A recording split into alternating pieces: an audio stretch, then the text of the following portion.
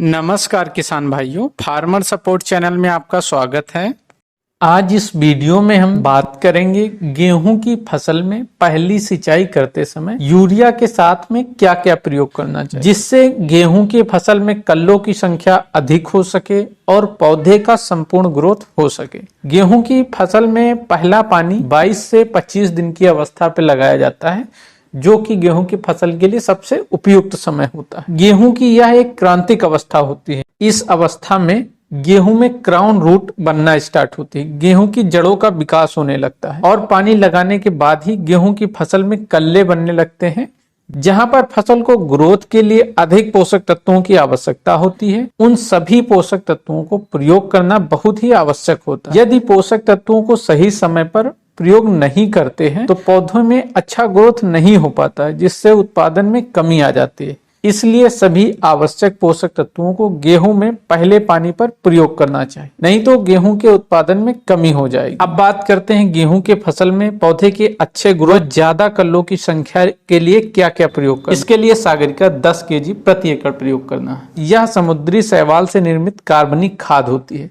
इसमें humic acid, फ्यूल्विक acid और plant growth hormones पाए जाते हैं। इसके अलावा प्रोटीन, विटामिन आदि पाए जाते हैं। यह पौधे के जड़ों का बहुत अच्छा विकास करते हैं और इसमें कल्लों की संख्या तेजी से और ज्यादा निकलती है। इसके अलावा गेहूं के फसल में जिंक की बहुत ही आवश्यकता होती है। जिंक के प्रयोग से पौधे में हरापन आता है और कल्लों का फुटाव अधिक और तेजी से होता है। जिंक का प्रयोग नहीं करते हैं तो गेहूं की फसल में जिंक की कमी होने के कारण पौधे का ग्रोथ तेजी से नहीं हो पाता है, पत्तियों पे धब्बे दिखाई पड़ते हैं और पौधा छोटा रह जाता है। तो इसके लिए हमें जिंक जरूर प्रयोग करना चाहिए, इसलिए जिंक प्रयोग करना बहुत ही आवश्यक होता है।